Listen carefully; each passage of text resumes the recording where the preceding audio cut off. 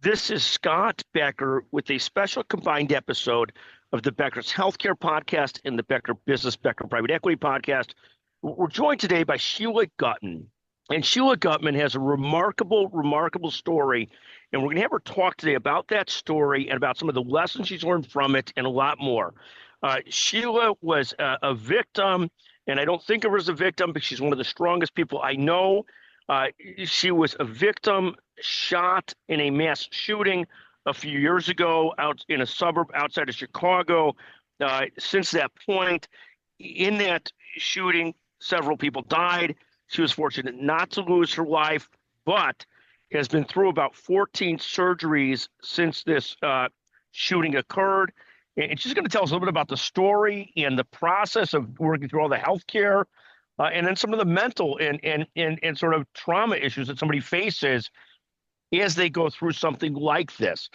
Sheila, we are so thankful for you spending the time with us today.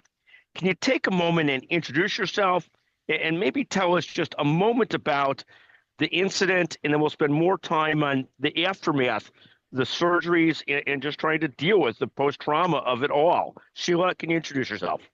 Hi, I'm Sheila Gutman, and Scott, thank you so much for providing me an opportunity to be able to tell my story. I think my story is not only important because it happened to me, but because of so many others who have suffered from mass shootings and the aftermath that really isn't discussed and known to all people. I am 65 years old. I was at a parade in our town for the 4th of July with my entire family. At the time, I had 4 grandchildren and 3 of my 4 children and their significant others. And we had a really good spot to view the parade. And a few minutes into the parade getting started, we heard pops, loud pops, and everybody kind of looked at each other like, what is it? Is it fireworks? That wouldn't have been unusual, obviously, on the 4th of July. And then people from across the street where we were sitting started yelling, shooter, shooter, shooter. And there was a shooter who was on top of a building shooting down in the direction of where my family and myself were seated on the ground. People next to me literally fell to their death from shots, and my family started running, and thankfully, all of them got away. My husband was with me, and as I started running behind our family, something hit me. I thought I had just broken my foot. I didn't realize that it was a bullet. The pain was visceral. It took me down. I literally fell down and couldn't get up. And we ran to safety because obviously the shooter was still at large. And for about 15 minutes, I sat watching my foot bleed. But again, I wasn't so concerned as thinking that it had been a bullet. And my husband knew better, and he got somebody to bring a car around for us. And once we kind of got the sign that all was clear, even though the shooter had not been apprehended but was no longer in the vicinity, we drove to the hospital. And that's pretty much what I remember from the day. I was one of the first victims to get to this local hospital. We went to a hospital that wasn't in our town, but a few towns over. And that's the way my journey began. I was overnight in that hospital and had a surgery there to hopefully save all of my soft tissue in my foot. And the next day, transported by ambulance to Northwestern downtown. And from that point on, I was seen by 2 tremendous doctors. One was a microsurgeon and one was an orthopedic surgeon, both which had joined their specialties and worked before together, not on anybody who had been shot, but on different people who had needed specialized surgery that required 2 of these physicians. And I spent the next 55 days in the hospital, some time in traction, no weight bearing at all. And while in the hospital, underwent a number of different surgeries on both of my legs, and eventually left the hospital with my foot intact, still questioning whether or not my foot would survive the plastics piece. And still some questions as to whether I would walk. Amazing. And talk about now, is it 3 years past now since the shooting? 2 or 3 years past? Yeah, it's 3 years. It was 3 years on July 4th. Amazing. And talk about sort of you're walking again. We happen to know Sheila and the family. You look fantastic. But talk about mentally and emotionally some of the toll that this takes on a victim and the victim's family. Right. Well, that's really important to understand. I mean, the physical healing was long and brutal. I learned how to rewalk. I navigated lots of complications, setbacks, exhaustion. Many times these surgeries required me again to be no weight bearing, so I would be back in bed in need of help and support from family members, and it's depressing. It's isolating. And on the outside, I look like I'm fine. And I appreciate you saying that. But it hides the truth. And the truth is that the psychological wounds are still a part of my everyday life. For me personally, I used so much of my strength to heal my foot physically. And while it seems silly, and many times I've heard people make the comment, oh, you're so lucky it was just your foot.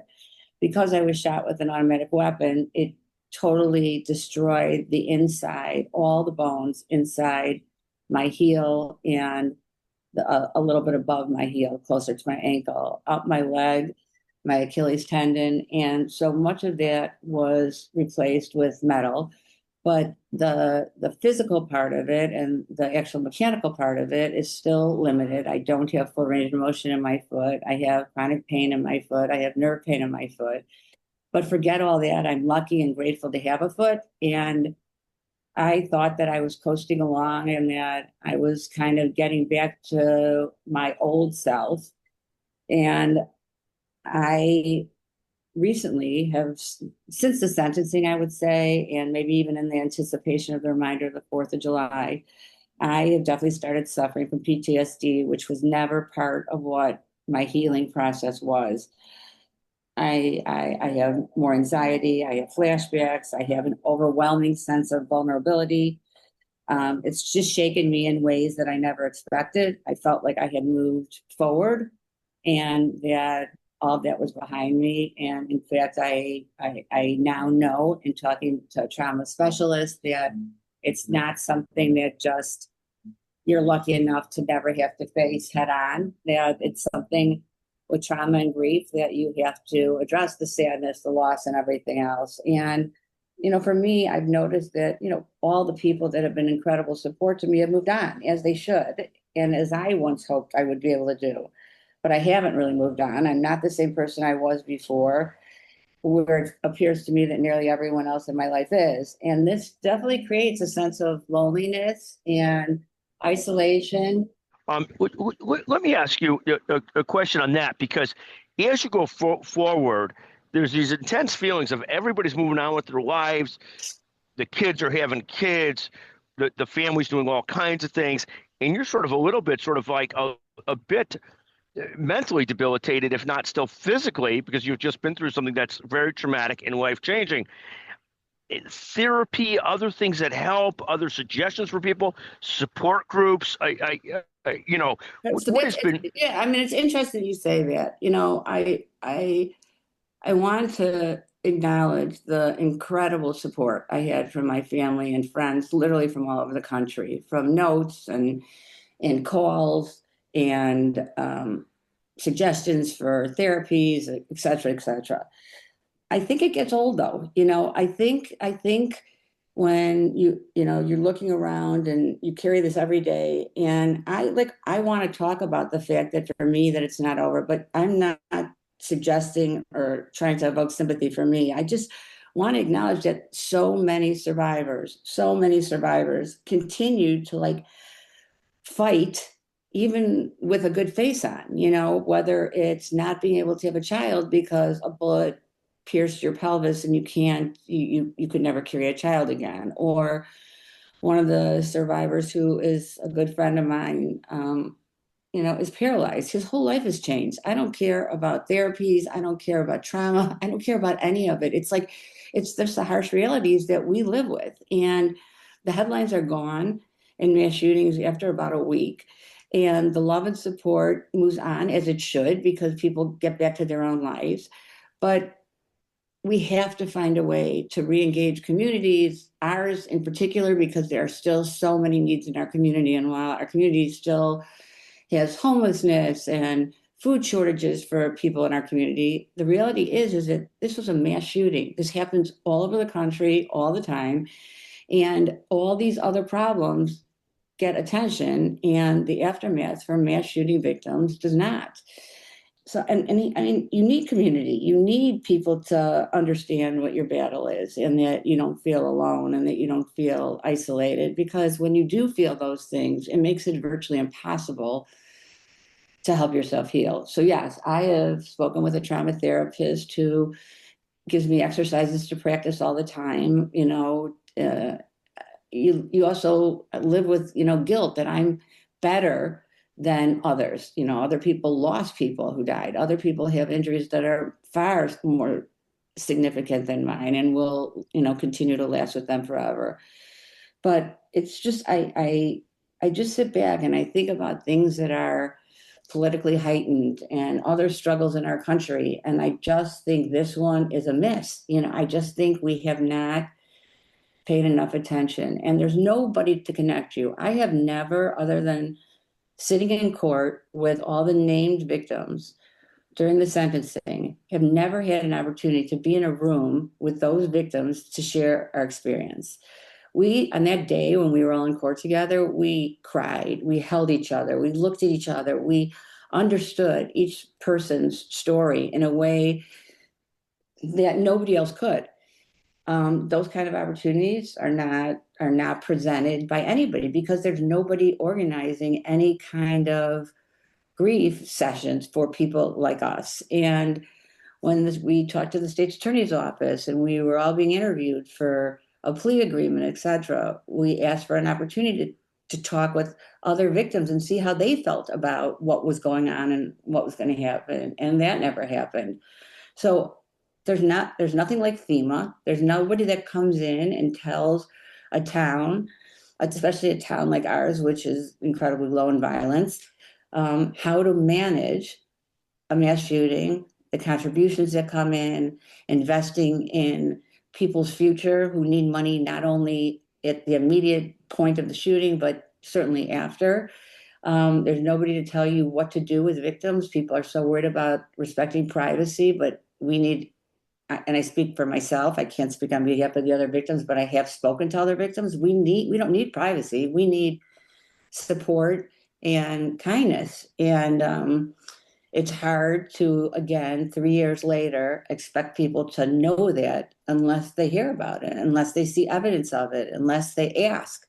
And that's what I'm hoping that my message evokes is re-engaging people to realize that victims of mass shootings just should not be left behind.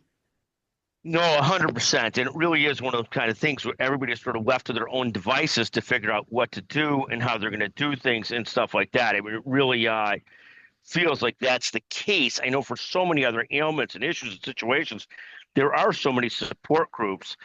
For this, it seems like there's really not. No, Sheila, absolutely.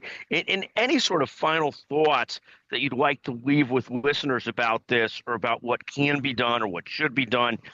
Any final thoughts at all, Sheila? Well, the only other thing, being that you're a healthcare platform, that you and I briefly discussed too, is so I had two phenomenal physicians. Probably many other hospitals would never have provided me the creative care and saving my foot. Even one of my surgeons had suggested after one of the initial flaps failed to just amputate my foot because further damage would sacrifice both of my legs, not just one.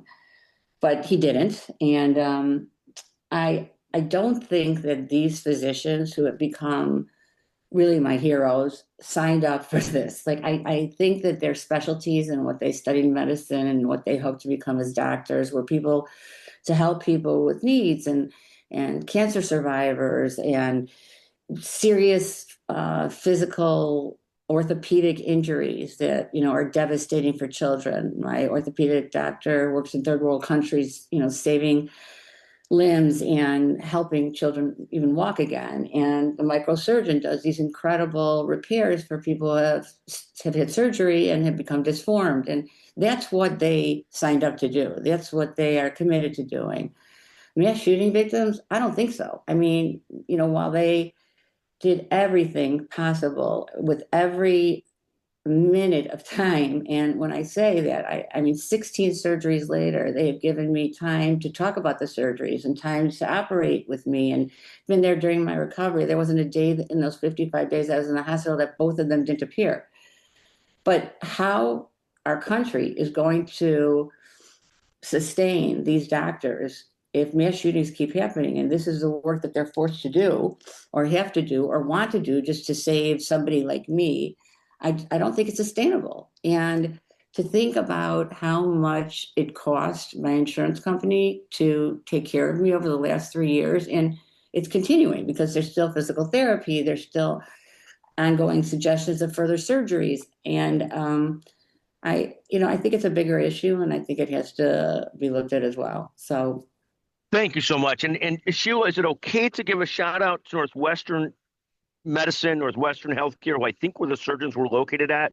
Yes, it is. I mean, first I was seen by a tremendous microsurgeon, Dr. Chad Tevin out of Lake Forest. And then my two treating doctors at Northwestern, Dr. Jason Coe and Dr. Anish Kadakia. And honestly, everybody who worked with them too became my family. When you spend that much time in the hospital, their assistants and their surgical staff and their residents and everybody. And many of them visited me when I was home after this. And many of them stay in touch with me. And I just feel so grateful for the care that I got at Northwestern. Thank you very much, Sheila. And thank you so much for joining us today on the Becker's Healthcare and Becker Business podcast. Thank you very, very much. Thanks, Scott.